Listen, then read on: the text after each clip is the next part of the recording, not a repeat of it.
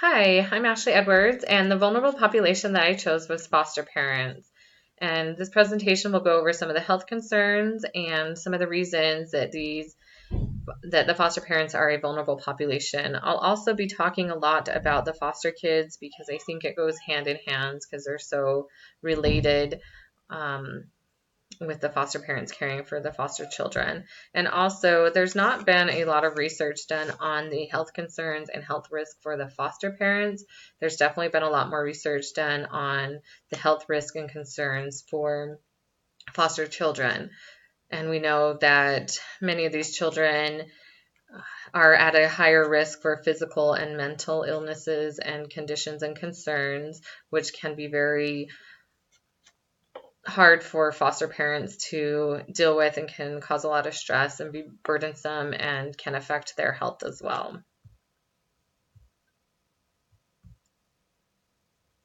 So we'll just talk about the size of this population. In Utah, there are approximately 2,500 children that are in foster care and around 1,300 licensed foster families. I couldn't find any specific information for my particular town that I live in as far as how many children there are in foster care and how many licensed foster families there are. It was just the state statistics. And then there are over 400,000 children in foster care nationally, with an estimated 200,000 licensed foster families. So we can see with these two statistics that there's definitely more children in the foster care system than there are licensed families that can care for these children. And globally, there are approximately 2.7 million children that are in foster care or some type of alternate living situation, meaning they aren't living in their own homes and with their parents. It's difficult to find any hard statistics on the foster care globally because every country runs foster care differently. There's not a standard way to run it or to track how many children in foster families there are. And to kind of put it in perspective, there are approximately 933,000 children between the ages of 0 and 17 that live in Utah, and 7.4 million of that age group, the 0 to 17, that live in the world. Now, I actually thought the ratio would be a little higher. When you look at out of 933,000 children, only 2,500 of them are in foster care in Utah. It seems kind of like a low number. However, we know that these children are at a high risk for a lot of health issues and concerns that can affect them all through adulthood. So there's definitely a need to look at being able to support these children and also the families and parents that are caring for them. And then there is a need for better documentation of the worldwide statistics of foster care.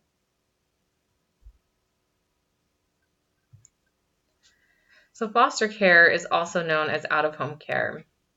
It's a temporary service provided by the states for children that are unable to live in their own homes. And children are taken out of their homes for a variety of reasons, including abuse, neglect, just a lack of desire to care for the children, parents just choosing to give them away, deciding they can't care for them, just a variety of reasons that they can be taken out of their home. And foster parents can be related or unrelated to the child or the children. In Utah, they definitely try to find foster parents when they're placing a child in foster care that are related to the children if possible. And Utah requirements for foster parents include they have to be a legally married couple, or they can be single and living alone. They have to be at least 21 years old, a U.S. citizen, or a legal resident, and be able to pass a background check and financially stable. Although they do get some reimbursement to help with the needs of that child, they do prefer and require that they be financially stable and not relying on that as a source of income.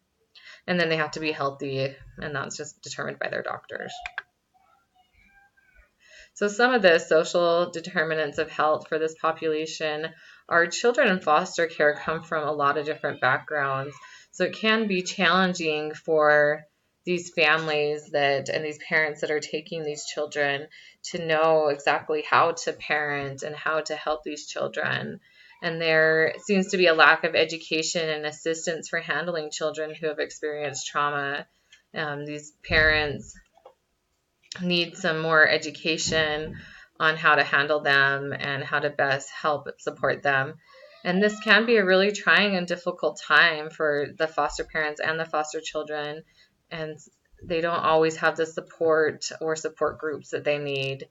And then one specific thing for this group is um, when a child is reunited with their birth family, that can be very emotional for everybody involved. And so there seems to be a potential lack of emotional support, which can, as we know, affect not only emotional and mental health, but it can also affect physical health as well.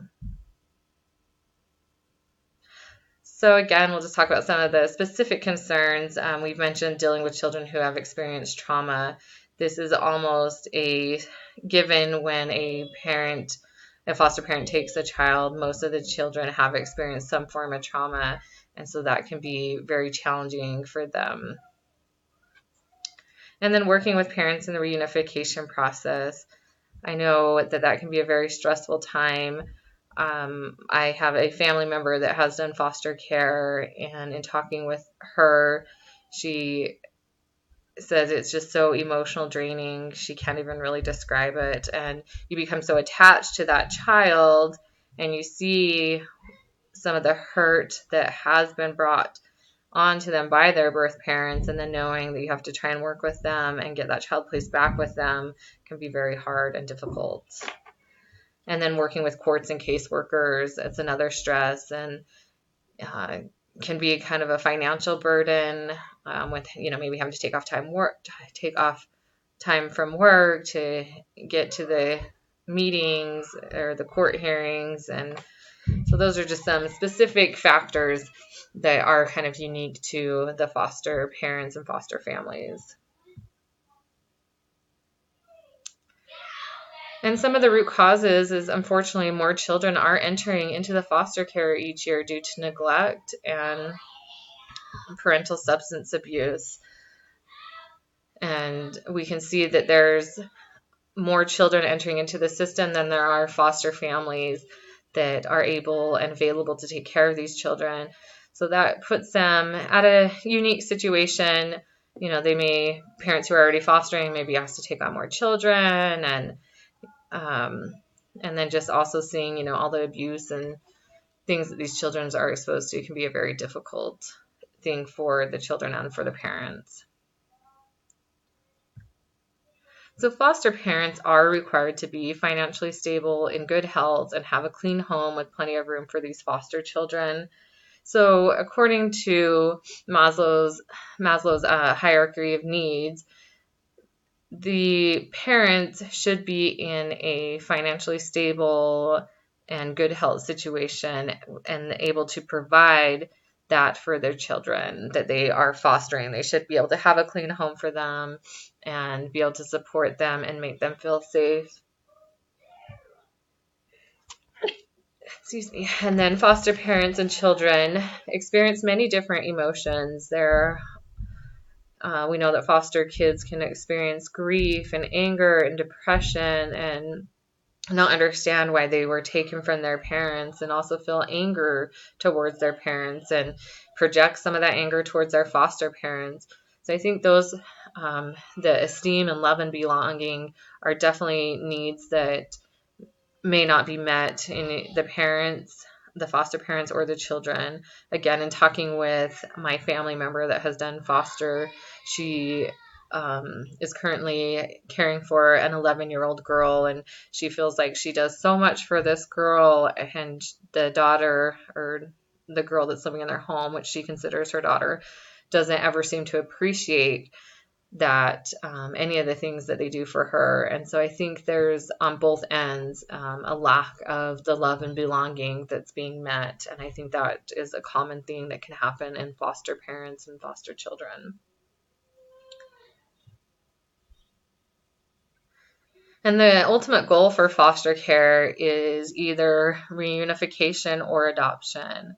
So I think ultimately they do try to reunite each child with their biological parents if that is possible, or if not, place them into a permanent situation where they are adopted into a permanent family.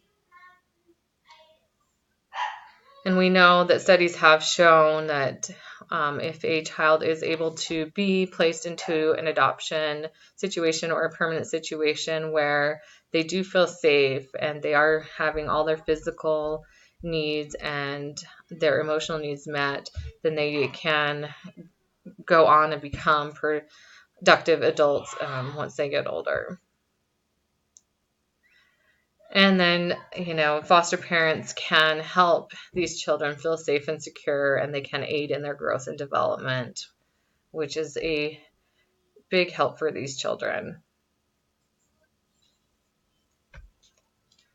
So some of the specific concerns for these children are the majority of children in foster care are raised in poverty. So although they can come from all backgrounds, the majority are raised in poverty, and that does put them at a higher risk for HIV. We have seen that there is a higher number of parents that are abusing drugs, and that does put them at a higher risk for HIV, or it can put them at a higher risk for HIV. Oftentimes, these children have not had any preventative care, so they have a lack of immunizations, a lack of preventative medical care. They are living in poor living conditions and malnutrition, which does put them at a higher risk to have diseases spread to them. And then children in foster care are also at an increased risk for neurological impairments, growth delays, developmental delays, vision impairment, hearing impairment, again, malnutrition, respiratory issues, and PTSD and other emotional concerns, and social skill deficits. And all of these issues can be very stressful and have a stressful impact on the foster parent and other family members. And then children in foster care are more likely to have suicidal thoughts and self-harm. A lot of that comes from their trauma background, and they are at a higher risk to injuries due to depression and other mental health issues. And that's the end of my presentation. This is the resources of where I got all my information, and it was great to learn about this population and to see that there's definitely areas that nurses could intervene and provide care and resources and help for both the foster parents and the foster children.